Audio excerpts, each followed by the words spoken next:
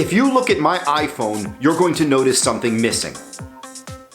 Badges, badges, badges. No, not those badges. The little red circles that tell you that there's a notification waiting for you. I cannot stand them. I can't take them. As my daughter would say, I can't even. Yes, I clear notifications away as soon as they come in, but that's because I have issues. The general notification badges aren't really what I'm talking about. I'm talking about those notification badges that tell you you have an update for your software waiting. I'm very proud to say that I don't have any of those badges either, and neither should you. At least, that's what the ethics rules say. Look, we all know why our software manufacturers issue updates. They want to make things better, they want to improve the software, yeah, that's true. But one of the big motivations is for security updates. As software exists, vulnerabilities are exposed, and the manufacturers of that software, the programmers, know that they gotta fix some holes, close some gaps, so they issue software updates that are designed to eliminate those vulnerabilities. Please tell me you knew that. You did know that, right? And if we know that... Did my voice just crack? If we know that one of the main reasons that they issue those updates is to fix security vulnerabilities, then we have got to make sure that we install those security updates promptly. You all know the same rules that we hear about when it comes to ethics and technology all the time. Competence, confidentiality, and diligence. You've got to stay abreast of changes in technology. You've got to understand the changes in technology. Our duty of competence evolves as new technologies become integrated with the practice of law. Rule 1.6. Do you remember what I call Rule 1.6? The dog hair rule. If you have a dog, where does the hair get?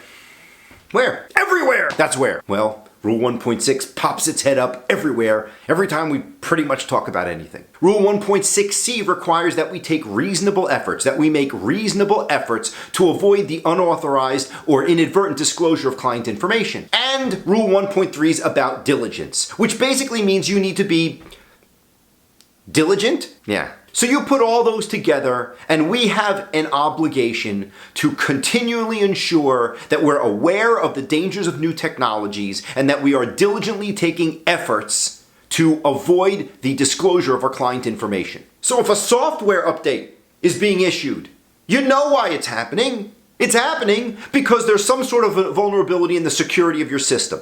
You know that you have an obligation to make sure that your systems are secure because you gotta avoid inadvertent and unauthorized disclosure of client information. You gotta watch out for all the latest things with technology. So you know you should be updating that system, but we don't because we're too lazy.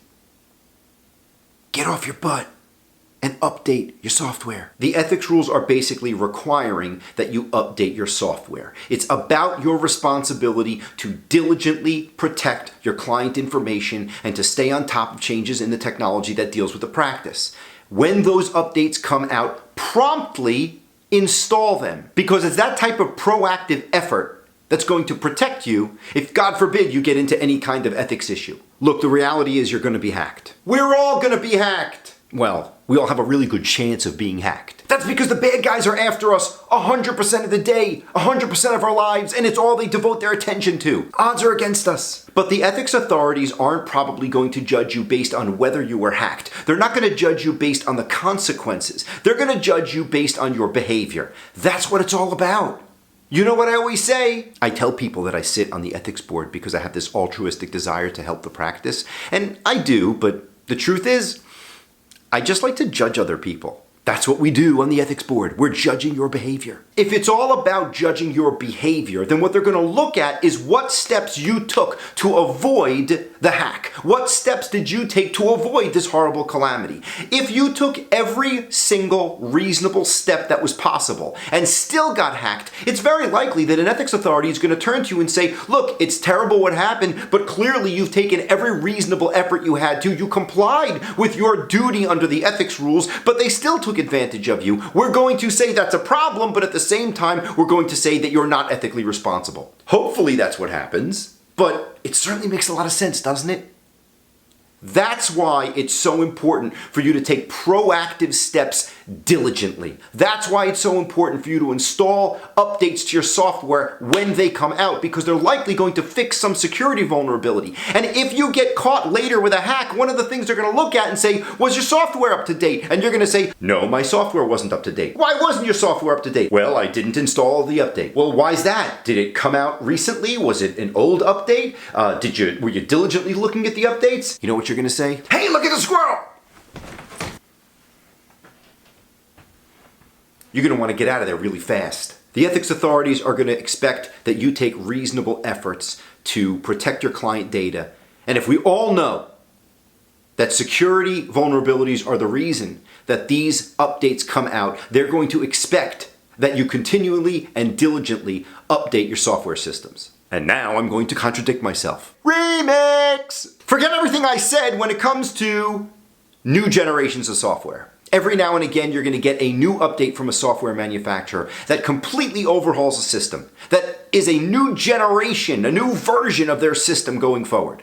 Then you probably want to wait until you install that update. And you know why?